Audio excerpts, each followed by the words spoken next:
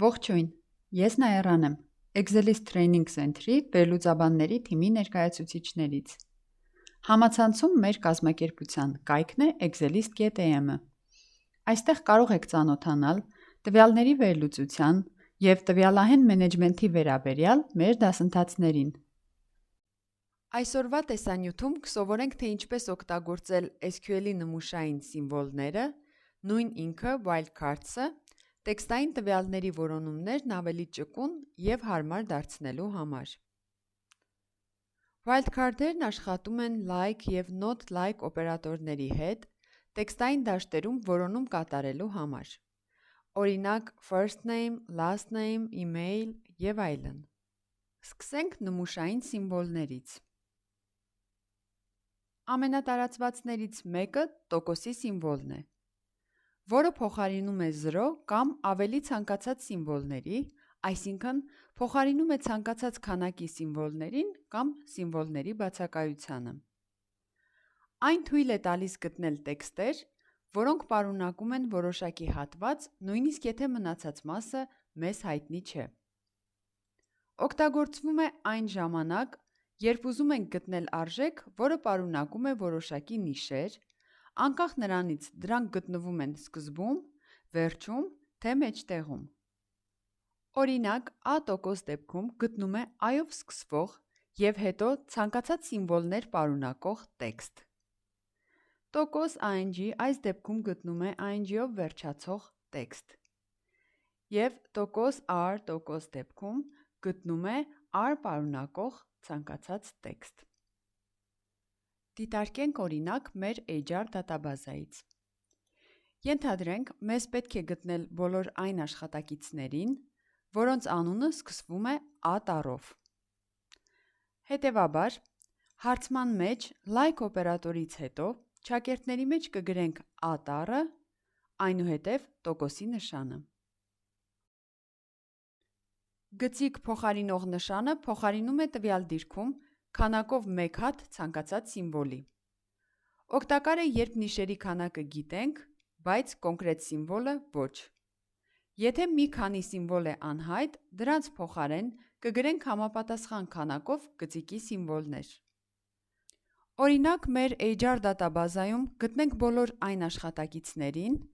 որոնց անունը բաղկացած է 4 նիշից և սկսվում է M տառով։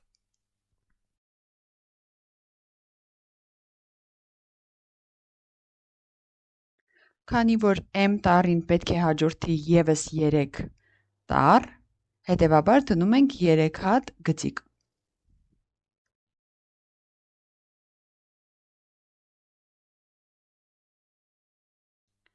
Անցնենք հաջորդ wildcard-ին, քառակուսի փակագծեր,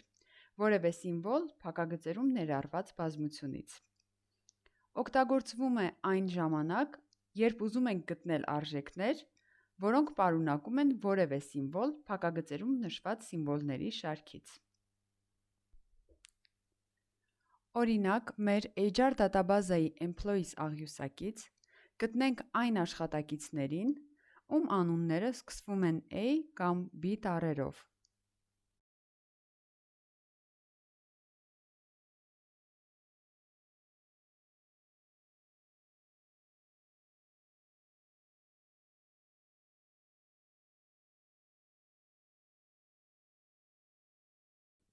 Հաջորդ wildcard-ը, բացառման սիմվոլը, օգտագործվում է like արտահայտության մեջ և բացառում է փակագծերի ներսում նշված սիմվոլները։ Այս նմուշային սիմվոլը թույլ է տալիս որոնել այն բոլոր տողերը, որոնցում տվյալ դիրքում չի հանդիպում փակագծերի մեջ նշված որևէ սիմվոլ։ Այլ կերպ ասած, որոնում ենք բոլոր արժեքները, բացի նշվածից։ Օրինակ, գտնենք բոլոր այն աշխատակիցներին, որոնց անունները չեն սկսվում A կամ B տառերով։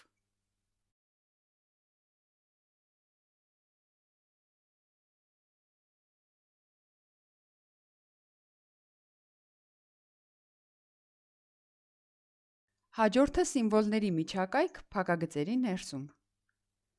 Օգտագործվում է տառերի կամ թվերի սահմանված միջակայք տալու համար։ Օրինակ A-ից D կամ 0-ից 5։ Կրկին դիտարկենք օրինակ մեր HR դատաբազայից։ Գտնենք բոլոր այն աշխատակիցներին, որոնց անունները սկսվում են A-ից մինչև D միջակայքում ընկած որևէ տառով։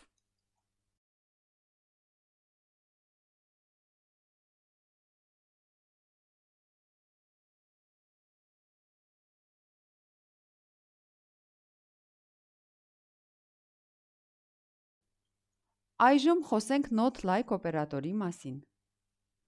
Not-like-ը SQL-ում օգտագործվում է բացառելու համար այն տողերը, որոնք համապատասխանում են like-ում նշված նմուշին։ Այն վերադարձնում է այն բոլոր արժեքները, որոնք չեն համապատասխանում նշված պայմանին։ Եթե ավելի պարզ ձևակերպենք, like-ը որոնում է համապատասխանություններ, իսկ not-like-ը որոնում է հակառակը, անհամապատասխանություններ։ Օրինակ, like A% սիմվոլը գտնում է այն արժեքները, որոնք սկսվում են A-ով։ Not like A% սիմվոլը գտնում է այն արժեքները, որոնք չեն սկսվում A-ով։ Հիմա ենթադրենք պետք է գտնել այն աշխատակիցներին, որոնց անունը չի ավարտվում N տառով։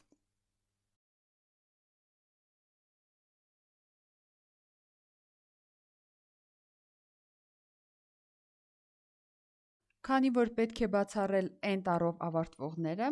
այստեղ կօգտագործենք not like օպերատորը։ Եվ վերջում դիտարկենք ևս մի շատ կիրառական օրինակ like օպերատորով։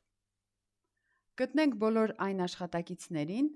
որոնց էլեկտրոնային փոստի հասցեն վերջանում է gmail.com արտահայտությամբ։